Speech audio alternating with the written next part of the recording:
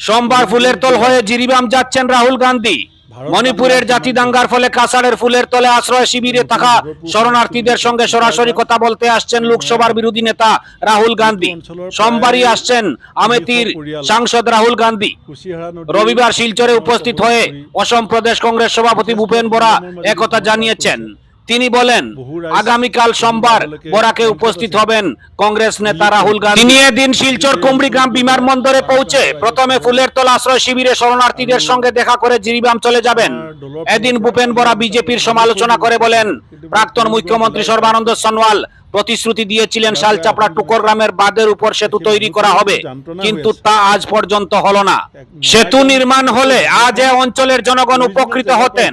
Bureau report, আমার সোনার কালীগঞ্জ।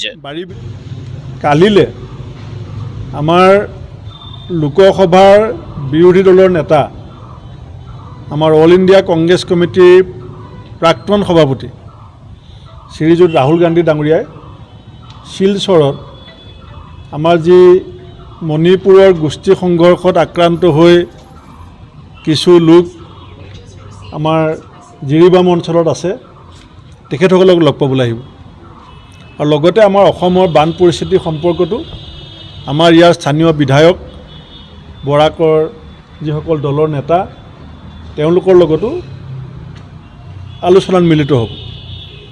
আৰু তাৰপাছত তেখেত এই মণিপুৰ যাবগৈ, ইম্ফল যাবগৈ। ইম্ফলৰ পৰা তেখেত দিল্লী যাব।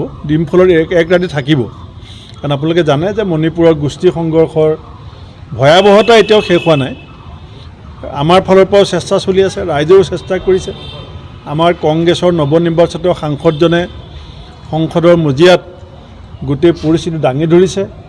তাৰ পাছতো বিজেপি দলৰ কোনো কেন্দ্ৰীয় মন্ত্ৰী, প্ৰধানমন্ত্ৰী, গৃহমন্ত্ৰীয়ে বিষয়টোক, মণিপুৰৰ গোষ্ঠী সংঘৰ্ষৰ বিষয়টোক যিধৰণে গুৰুত্ব দিব লাগিছিলে, গুৰুত্ব নিদিয়াৰ কাৰণে বিৰোধী দলৰ দলপতি হিচাপে ৰাহুল গান্ধী ডাঙৰীয়াই এইটো তৃতীয় ভ্ৰমণ মণিপুৰত কেনেকৈ পৰিস্থিতি উপশম ঘটায়, শান্তি অৱস্থা আমি বাৰ্তাই ৰাখিব পাৰোঁ, তাৰ কাৰণে তেখেতে নিজাববীয়া প্ৰচেষ্টা চলাই আছে।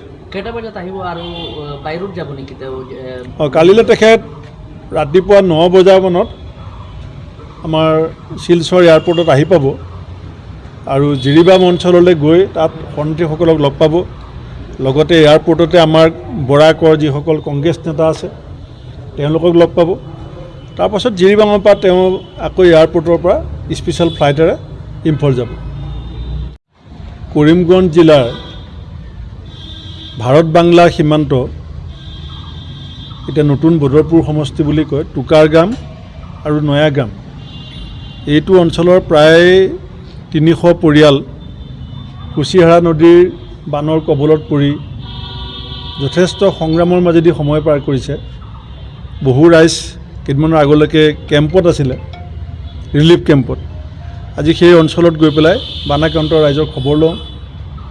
আৰু আমাৰ দলৰ ফালৰ পৰা কালিলৈ আমি তাত অলপ ৰিলিফৰ ব্যৱস্থা কৰিছোঁ, কিন্তু মই কৰিমগঞ্জ জিলাৰ উপায়ুক্তক ইয়াৰ পৰাই আহ্বান জনাইছোঁ যে সেই মানুহখিনিৰ যিটো যন্ত্ৰণা হৈ আছে, এক নয়াগ্ৰাম গোটেই গাঁওখন অৰিজিনেল জেগাৰ পৰা উঠি যাবলগীয়া হ'ল, তেওঁলোকে পুৰণা বাৰীবিলাক এৰি দিবলগীয়া হ'ল।